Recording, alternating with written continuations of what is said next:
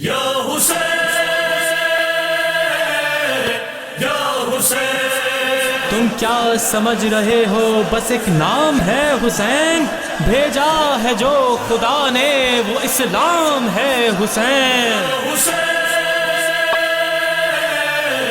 یا حسین۔ بسم اللہ الرحمن الرحیم۔ ناظرین، ٹائم ٹی وی کینیڈا کے خصوصی محرم الحرام کے خصوصی پروگرام اسلام زندہ ہوتا ہے بس کربلا کے بعد آپ کا میزبان حسن آبدی حاضر ہے، اور آج ہم اس موضوع پہ گفتگو کریں گے کہ اسلام زندہ ہوتا ہے بس کربلا کے بعد۔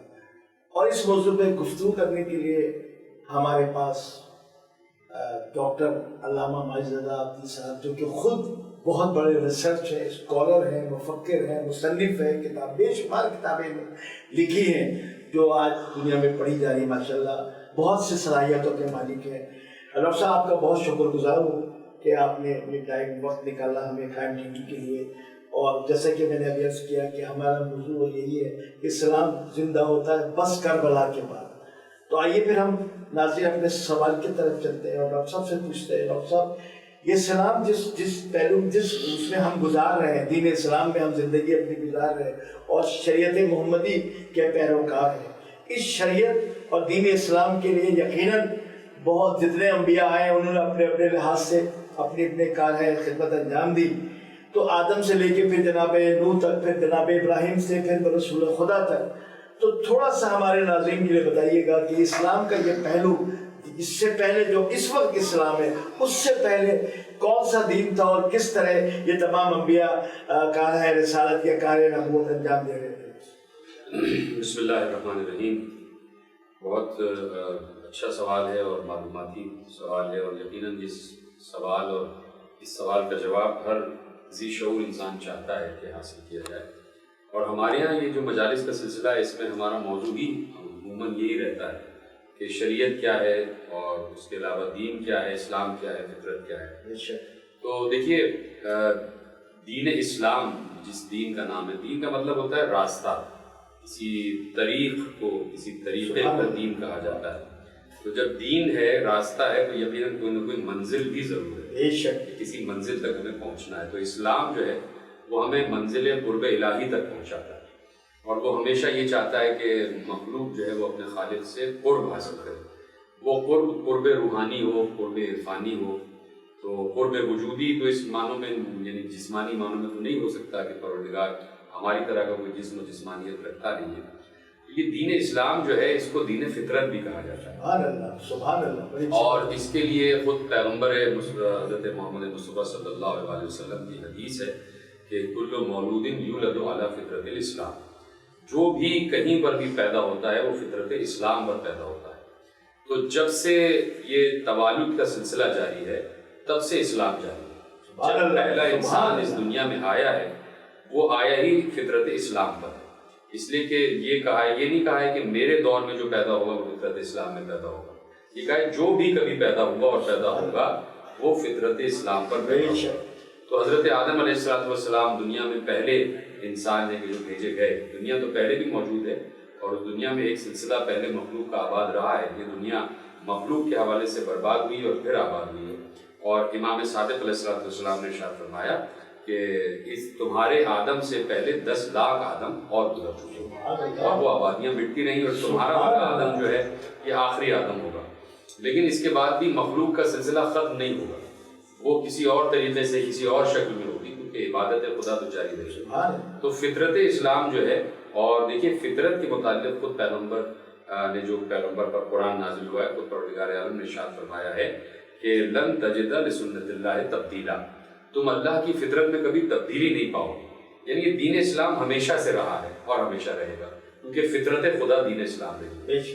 اب یہ جو ہمارے پاس دین آیا ہے، یہ دین اسلام جس وقت ہم جس دین پر عمل کر رہے ہیں، جس شریعت پر، جس قانون پر ہم عمل کر رہے ہیں، یہ تسلسل ہے جناب ابراہیم کے دین کا۔ اسے ہم دین ابراہیم حنیف کہتے ہیں۔ اس سے پہلے بھی دین تھا، اس سے پہلے بھی یقیناً شریعت تھی، اور پہلے جو بانی شریعت تھے وہ جناب نوح علیہ السلام، جناب نوح، جناب ابراہیم، جناب موسیٰ، جناب عیسیٰ، اور تب بھی مرتبہ علیہ السلام، یہ شارع کہلاتے ہیں، یعنی جہاں سے شریعتیں چلی۔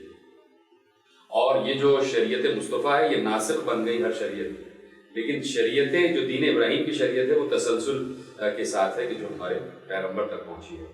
وہ اس لیے کہ چونکہ جناب ابراہیم کے دو بیٹے جناب اسماعیل علیہ السلام اور جناب اسحاق علیہ السلام، تو جناب اسماعیل کا سلسلہ منتج ہوتا ہے ختمی مرتبت پر، اور جناب اسحاق سے پھر وہ پورا ایک نسل اسرائیل بنی اسرائیل کا جو سلسلہ جہاں پہ انبیاء اترتے رہے 70,000 انبیاء جناب اسحاق کی نسل میں آئے۔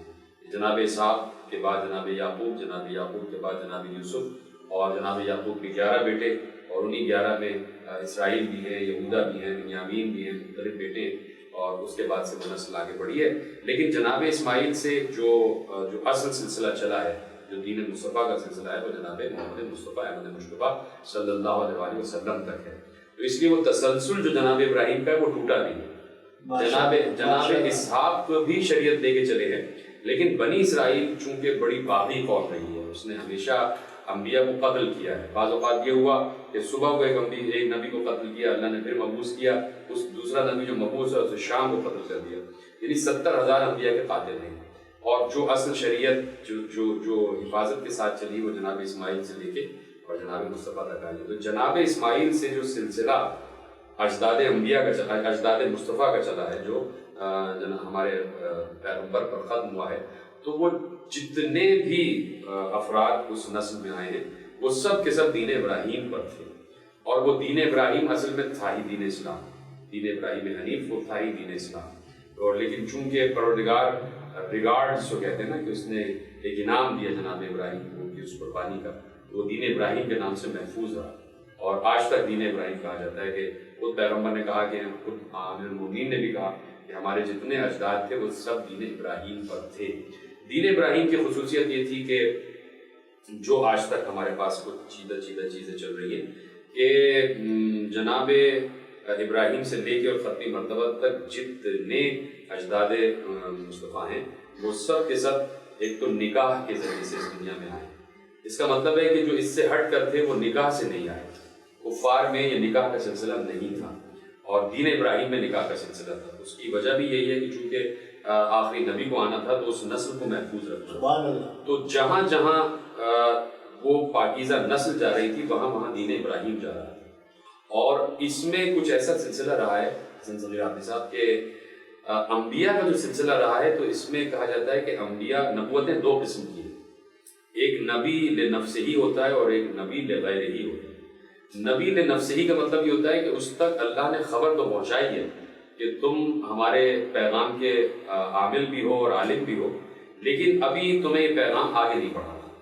تو جیسے ہی کسی نبی کو پیغام اسلام آگے بڑھانے کی اجازت مل جاتی ہے وہ پھر نبی لغیرہ ہی ہو جاتا ہے، اور پھر وہ رسول ہو جاتا ہے، سبحان اللہ۔ یعنی پھر اس کے بعد اس کو یہ اجازت ملتی ہے کہ تم اس دین کو پھیلاؤ۔ اس سلسلہ انبیاء میں، اس سلسلہ اجداد رسول میں کچھ نبی لنفسہ بھی ہیں اور کچھ نبی لغیرہ بھی ہیں۔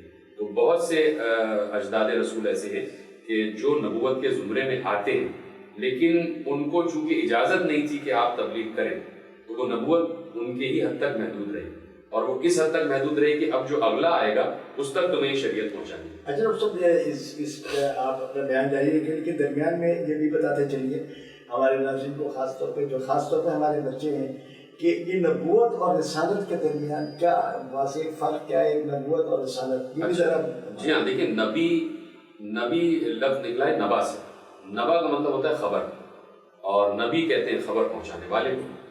تو وہ خبر کیا ہے کہ جس کی وجہ سے نبی کہا جاتا ہے؟ وہ خبر ہے لا الہ الا اللہ، اور وہ خبر ہے شریعت، خبر ہے اسلام، کہ بھائی تمہارا معبود ہے، تمہارا خالق ہے، تم لاوارث نہیں ہو، تم ایسے ہی نہیں آگے، تم بہت وجود میں نہیں آگے، تو یہ خبر ہے۔ تو خبر کا مطلب یہ ہوتا ہے کہ جس میں اصول بھی ہیں، جس میں فروع بھی ہیں، جس میں عقیدہ بھی ہے، جس میں عمل بھی ہے، تو وہ اللہ کی طرف سے آتا ہے۔ دیکھیے یہ بات سمجھنے کی ضرورت ہے کہ آج تک جناب آدم سے لے کے اور آج تک کھربوں انسان آ چکے ہیں، کھربوں انسان آدمی حضرت آدم کی نسل میں، تو ان کھربوں انسانوں میں ہر کوئی نبی کیوں نہیں ہو گیا؟ اگر نبوت ایسی تھی کہ مثلا میں اٹھ کے کہہ دوں میں نبی ہوں اور آپ کے پاس خبر آ گئی آپ نے کہہ دیا، تو کھربوں انسان نبی کیوں نہیں ہو گئے؟ اور ان کھربوں انسانوں میں 1,24,000 ہی نبی کیوں ہوئے؟ اس کا مطلب ہے کہ نبوت منتخب شدہ ہے اللہ کی طرف سے، بندے کوئی نبی نہیں بنا سکتے، کوئی انتخاب نبی نہیں بنا سکتا۔ تو ایک ہوتا ہے نبی، اور پھر نبی سے ہٹ کے جب وہ نبی اس پوزیشن میں آتا ہے یا اس منصب پر آتا ہے کہ جہاں اللہ کہتا ہے کہ اب اعلان کیا جائے، پھیلا دو، پہنچا دو، تو پہنچا، یعنی خبر والے کو نبی کہتے اور پہنچا دینے والے کو رسول کہتے۔ سبحان رسالت، رسل و رسائل جس کی وجہ سے نکلا ہے، تو وہ رسالت کہلاتی ہے۔ پھر جب نبی جو ہے وہ اس منصب پہ آئے کہ اللہ کہے کہ اب پہنچاؤ، اب تم انہیں بتاؤ کہ تم نبی ہو اور تم انہیں بتاؤ کہ لا الہ، تو اب وہ رسول ہو جاتا ہے۔ یا حسین یا حسین یا حسین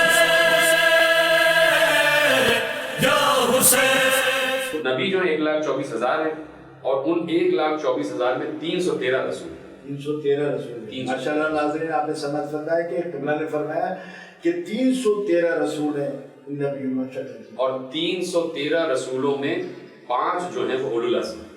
اولو العزم کا مطلب یہ ہوتا ہے کہ جن کی شریعتیں چلی، ہر نبی کی شریعت نہیں چلی، یعنی آپ سمجھ لیجئے کہ جناب نوح سے ابراہیم تک کچھ انبیاء آئے ہوں گے، جناب ابراہیم سے ختمی مرتبہ، یعنی جناب ابراہیم سے موسیٰ تک، اور موسیٰ سے عیسیٰ تک، اور عیسیٰ سے ختمی مرتبہ تک کچھ انبیاء تو آئے ہوں گے نا، لیکن ہر نبی صاحب شریعت نہیں تھا۔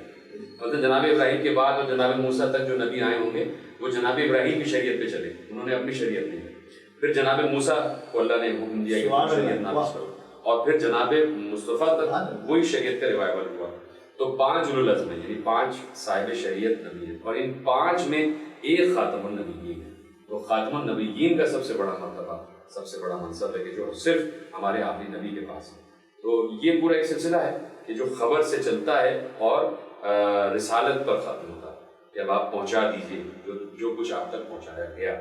تو دین اسلام اصل میں جو ہے نا وہ لب لباب یہی ہے کہ خدا کی وحدانیت کو تسلیم کیا جائے اور اس کی خلاقیت کو مانا جائے۔ یہ کوئی نہ سمجھے کہ تم خود سے آ گئے اور تم آزاد ہو، آزاد کوئی نہیں، تمہارا خالق ہے، تمہارا مالک ہے، اور تمہیں ہم نے پیدا کیا ہے، تمہیں دنیا میں بھیجا ہے، تو سسٹم بھی ہم دیں گے کہ دنیا میں رہنا کیسے ہے۔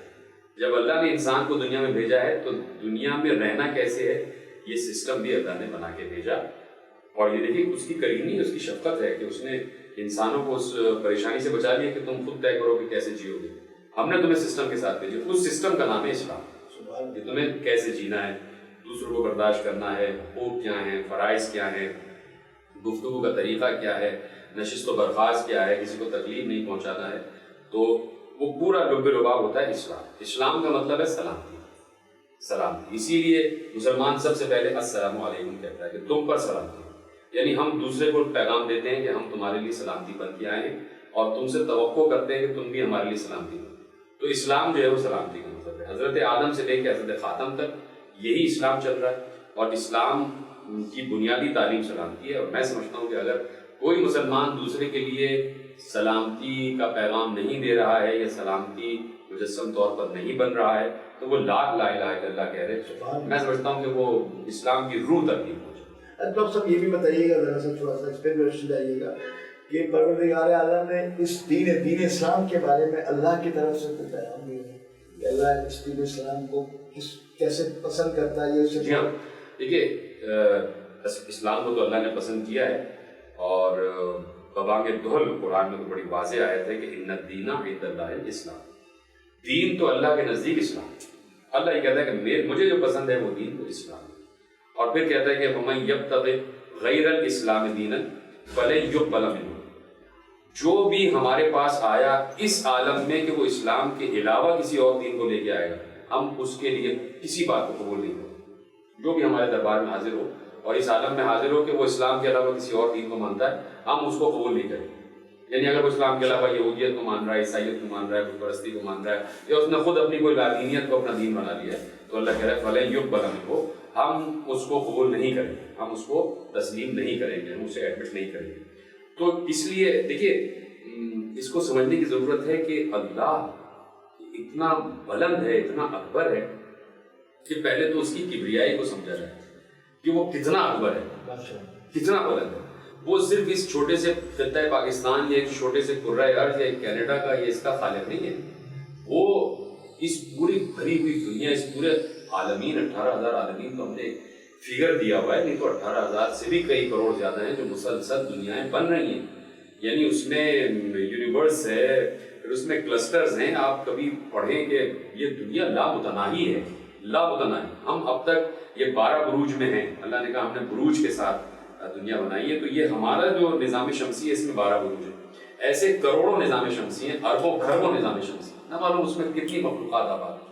اور وہ احد ہوتے ہوئے سب کو بیک وقت رزق دے رہا ہے.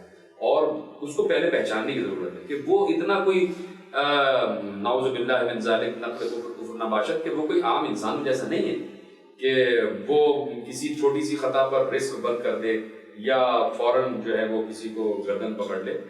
تو اب دیکھنے والی بات یہ ہے کہ اسے یہ ضرورت نہیں ہے کہ وہ بائی فورس یہ کہے کہ بھائی میں جو ہوں بڑا جابر و قاہر بادشاہ ہوں، تو جو میں نے سسٹم دیا اس پہ عمل کرنا. اس سے اس کا کوئی مقصد نہیں ہے. اس سے جتنا بھی مقصد ہے وہ فلاح انسانی کا. وہ کہتا ہے تمہارے لیے بہتر ہے. اب کوئی ماں مثلاً بچہ کوئی ضد کرتا ہے کہ مجھے اس کو کھانسی ہے، نزلہ ہو گیا، آئس کریم کھانی ہے، تو ماں بچے سے کتنی محبت کرتی ہے. ماں بچے کی ہر ضد پوری کرتی ہے. لیکن اگر اس وقت بچے کو وہ ڈانٹ رہی ہے، مار رہی ہے کہ نہیں آئس کریم نہیں کھانی، تو یہ بچے کے فیور میں ہے، یہ ماں کا ظلم نہیں ہے. تو اگر اس طرح، اس لیے اللہ کہہ رہا ہے کہ اسلام پر عمل کرو، اگر نہیں کیا تو سزا دوں گا، کیا تو جزا دوں گا. اس سے اللہ کا کوئی واسطہ نہیں. اس سے اس کو نہ کوئی نقصان پہنچ رہا ہے نہ اس کو کوئی فائدہ پہنچ رہا ہے. وہ کہہ رہا ہے تمہارے لیے بہتر ہے، تمہاری زندگی اچھی ہو جائے گی اگر اسلام پر تم نے عمل کیا، جو ہم نے تمہیں سسٹم دیا اس پر عمل کیا. تو تمہیں پتہ چلے گا کہ دنیا کتنی حسین ہے. تو تمہیں معلوم ہوگا کہ دنیا جو ہے ایک دوسرے کے لیے جینے کا نام ہے. تو پروردگار عالم کو پہلے سمجھنے کی ضرورت ہے. تو اسلام کا بنیادی مقصد یہ ہے کہ دیکھیے پھر مجھے حدیث یاد آ گئی کہ پوچھا گیا رسالت آپ سے بھی پوچھا گیا، اور اس کے بعد آئمہ نے.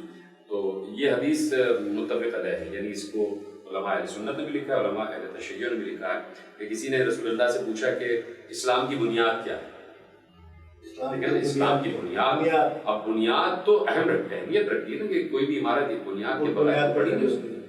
تو رسول اللہ نے کہا لِكُلِّ شَيْءٍ أَسَاسٌ وَأَسَاسُ الْإِسْلَامِ حُبُّ أَهْلِ الْبَيْتِ.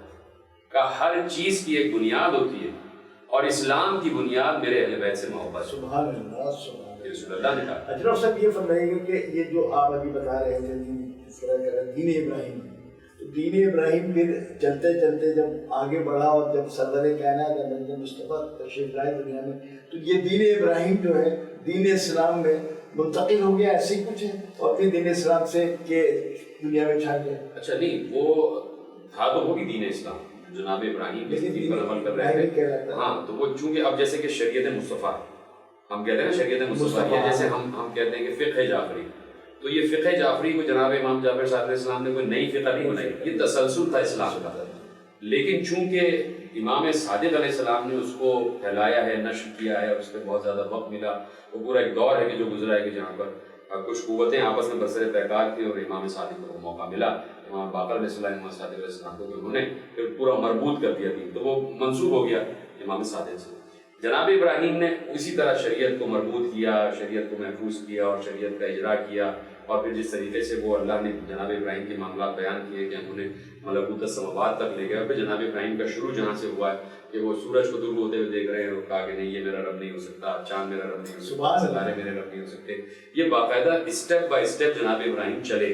اور یہ جناب ابراہیم خود تلاش نہیں کر رہے تھے، لوگوں کو بتا رہے ہیں کہ جو ڈوب جاتا ہے وہ خدا نہیں ہوتا ہے نا، تو جو ٹمٹماتا ہے وہ خدا نہیں ہوتا. اس طرح سے جناب ابراہیم پورا ایک سلسلہ یعنی بنا رہے تھے اور پورے دین کو. اور پھر وہ کہ جناب جو انہوں نے بت شکنی کی ہے، اور جب لوگ واپس آئے اور وہ سب سے بڑے بت کے سامنے انہوں نے کلاڑی رکھ دی، تو لوگوں نے کہا کہ بھائی کس نے مارا، کہ اس سے پوچھ لو اگر یہ بات کر سکتے. تو اس طرح بھی پیغام پہنچایا کہ جو تمہارے بنائے میں وہ تو یہ نہیں بتا سکتے کہ انہیں مارا کس نے.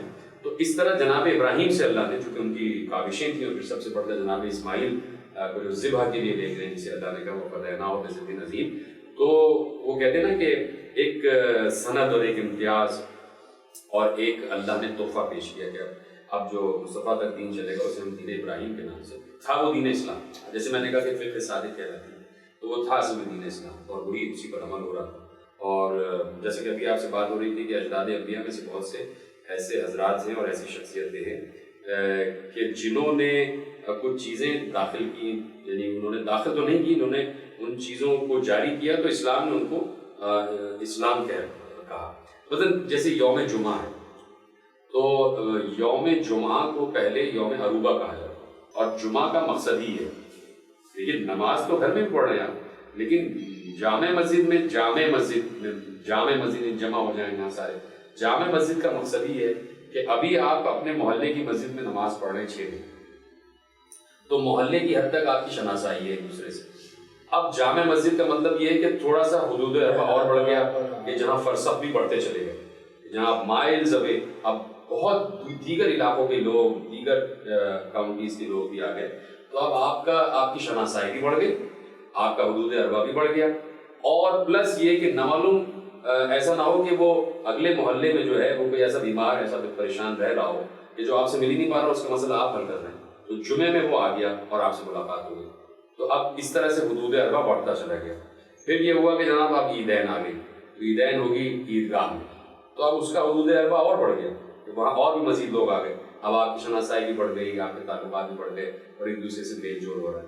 اب سال میں ایک دن رکھا گیا جسے حج کہا جا رہا ہے کہ اب پوری دنیا کے لوگ آ جائیں. اب جتنے مسلمان ہیں سب ایک دوسرے کو جانو پہچانو، ایک دوسرے کے مسائل ڈسکس کرو. دیکھیں نا حج کا مقصد یہ ہے، حج کا مقصد اصل یہی ہے کہ سب مل جائیں، تمام مسلمان ایک جگہ جمع ہوں، جس کو جو مسئلہ ہے وہ ڈسکس کرے، جس کو جو مسئلہ ہے. اس میں اللہ نے شعائر رکھ دی ہے، ایسی بات ہے شعائر رکھنا اللہ کا کام ہے. اس میں جناب حاجرہ کی سنت پر بھی عمل ہو رہا ہے اور زمزم پہ بھی جا رہے ہیں، طواف بھی ہو رہا ہے، اللہ کا گھر بھی ہے، وہ تمام چیزیں. تو اس میں یہ ہے کہ اس میں روحانیت پیدا ہو جائے، اس اجتماع میں روحانیت پیدا ہو جائے. ایسا نہ ہو کہ سارے مسلمان ملیں اور لہو و لعب میں مبتلا ہو جائیں. تو ایسا اجتماع رکھا کہ اس میں روحانیت ہو، کہ اللہ کے گھر کے سامنے ہو، تمہیں نمازیں پڑھنا ہے، تمہیں طواف کرنا ہے، تمہیں ایک لباس میں رہنا ہے، تمہارے مسائل بھی ایک ہونے چاہیے، مسائل کا حل بھی ایک ہونا چاہیے. یہ ہے اسلام کی روح. ہماری گفتگو اسلام زندہ ہوتا ہے بس کربلا کے بعد. ڈاکٹر علامہ اظہر رضا حافظ صاحب کیا خوبصورت گفتگو، علمی گفتگو فرما رہے تھے، اور بہت سی باتوں سے انہوں نے آخر میں اسلام زندہ ہوتا ہے بس کربلا کے بعد. تو اسلام کس طرح کربلا کے بعد زندہ ہوا اور قیامت تک کے لیے زندہ ہو گیا، اسے بھی ڈاکٹر ماجد رضا حافظ صاحب آپ کو بتائیں گے. اس میں علمی گفتگو بھی ہوگی، اس میں جو قربانیاں ہیں اسلام کے لیے پیش رہی ہیں وہ بھی قبلہ آپ کو بتائیں گے اور یہاں بیان کریں گے. یا حسین یا حسین. تم کیا سمجھ رہے ہو بس ایک نام ہے حسین، بھیجا ہے جو خدا نے وہ اسلام ہے حسین. حسین یا حسین یا حسین.